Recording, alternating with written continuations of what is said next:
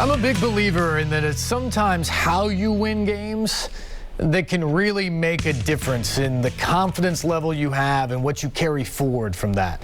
And to go into Layman Field, the toughest place to play, loudest place to play in the NFL, and to win a game like that. Seahawks had never lost a game at home when winning by 15 or more points until yesterday. They were up by 14 in the fourth quarter. The Titans come back, tie it up, win it in overtime. That type of performance, I do think, can carry over. I mean, next time you're in a road environment, it's not going to be any more difficult than that. Next time you're in a late game situation, it's not going to be more difficult than that. The Titans proved that they could do it, and they did it early in the season with a team with a lot of talent, a lot of expectations.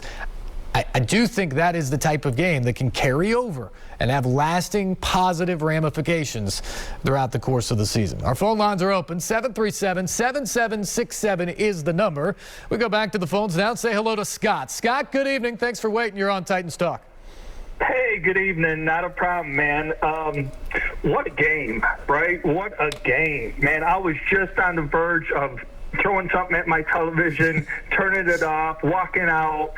But I stuck through, and I'm glad I did, because I would hate to have missed such a comeback. You know, my question for you is, how is it that in the secondary, outside of just a couple of those big hiccups, guys got so wide open, which resulted in touchdowns? How is it that they're just kind of having those miscues? And another point, I'm just kind of wondering, is Chris, that Bolton guy, is he going to start being our number one corner, covering like number one receivers? Because he shut Metcalf down big time, which is just, I would think, would be incredibly hard to do. I put him up in there like the top three receivers along the lines of Julio Jones and Hopkins.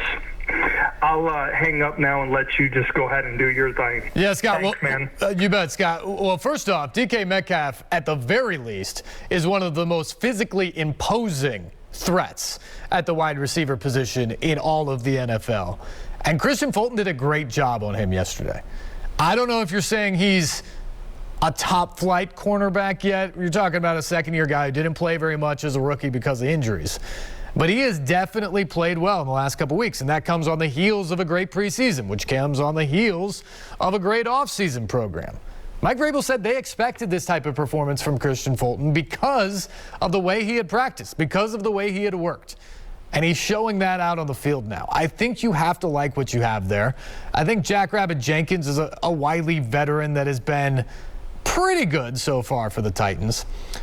I think you have a little bit of a concern at the slot. Elijah Molden, I think, will be good, but he has been exposed at times early on this year. And then the biggest question I have right this second is, what are the Titans going to do with Amani Hooker out at safety? Kevin Byard continues to play well. He's had a rebound effort in the first couple of weeks. He's played well back there. Bradley McDougald yesterday got the start and really struggled at safety. We don't know how quickly Hooker can come back or when he'll come back, if at all. They got to figure that out. Dane Cruikshank was in the game in the second half a lot. He gives you more speed back there, maybe a little bit more of a hitting presence, but he's still a fairly young guy, inexperienced actually within the defense. Do you trust him completely? And they had breakdowns with other guys, Chris Jackson and all that. Most of the wide open stuff you saw yesterday, Tyler Lockett, Swain, those were just busted coverages. That's miscommunication. That's something the Titans have tried to work on all offseason to make sure the communication was right. And I think they got it right in the second half yesterday. But the early miscues, that was just miscommunication.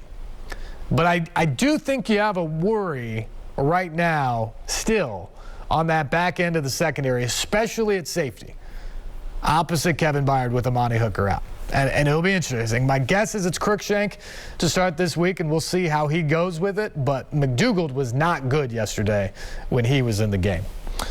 Back to the phones we go. Let's say hello to Mike. Mike, good evening. Welcome to Titans Talk. Thank you. I'd like to make a comment and then I have a question. First of all, having played football and having been a receiver and watching the game yesterday, I was so proud that Jones stepped up and ran his routes, was ready for the ball, caught the ball, much improved over his previous games. Where we saw people dropping balls, as a receiver myself, it's a mental game. This mental connection between that passer and these receivers is what you saw break down sometime in this game yesterday. I believe we've got people that can catch the football.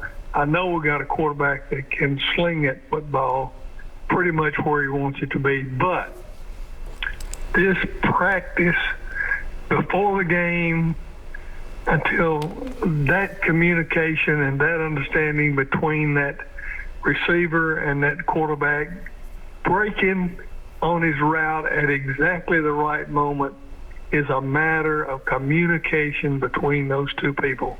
And it's magical when it works. I think we got the potential. Let's hope that the practices enable these guys to hone these skills. Question that I have. I'm really worried about our inability to offensively and defensively to block consistently. In the first half, we saw linemen that could not move the defensive line on the other side of football. In the second half, we saw some improvement there, and we saw if you just give number 22 a peep of daylight anywhere, he's gone. But we have got to find, in terms of that defensive and offensive line, both, we've got to find more consistency with these guys. And I know Grable is scratching his head to find the right men to put on that field to do that job. They got the talent.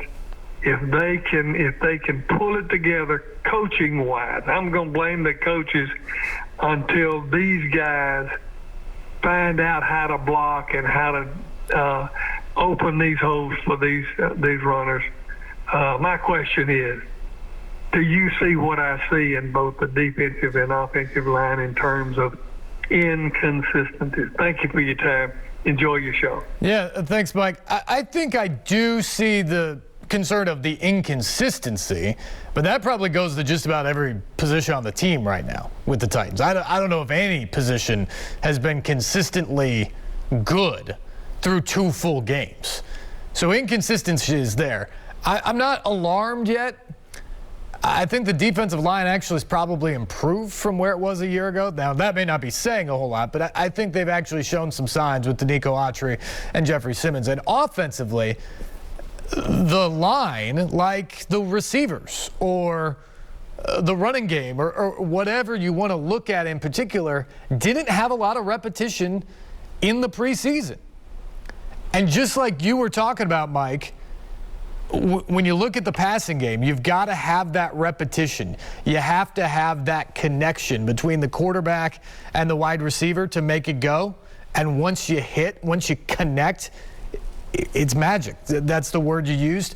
I think there's some of that to be said for the offensive line, too. Remember, Taylor Lewan, just a couple snaps in the preseason, and he didn't play yesterday because he tweaked his knee in the pregame. Roger Saffold didn't do a whole lot in the preseason. He got hurt yesterday, had to come out of the game. You had Nate Davis and Ben Jones out the entire preseason. You're trying to find out a right tackle. I think the talent is there that this offensive line should be pretty good. They got to do it, though. They got to get together. They've got to come together and connect in that way. And I think when they do, you'll see more of what you saw in the second half yesterday. And the other thing of the running game, and credit the coaching staff on this, I'm going to give them props for this. When you get into a game, especially with the running game in the NFL, people are trying to stop Derrick Henry.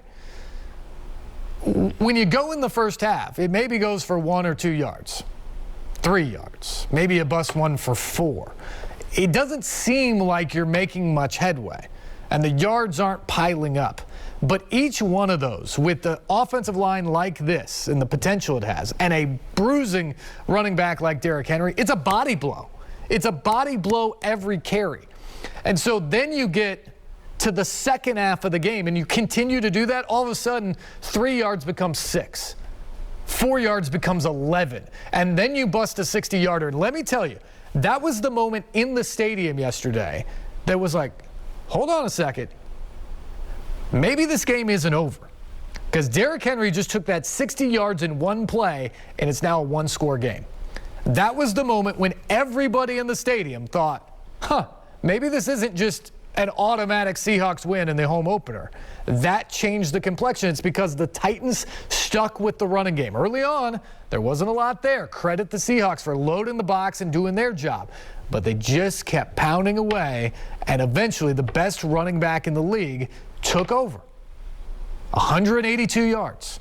3 touchdowns in the second half. That's what won them the game, and it is a credit to patience and sticking with the game plan. 737-7767 is our number. We got to take a break. We are running behind. But back with more of your phone calls after this on Titans Talk.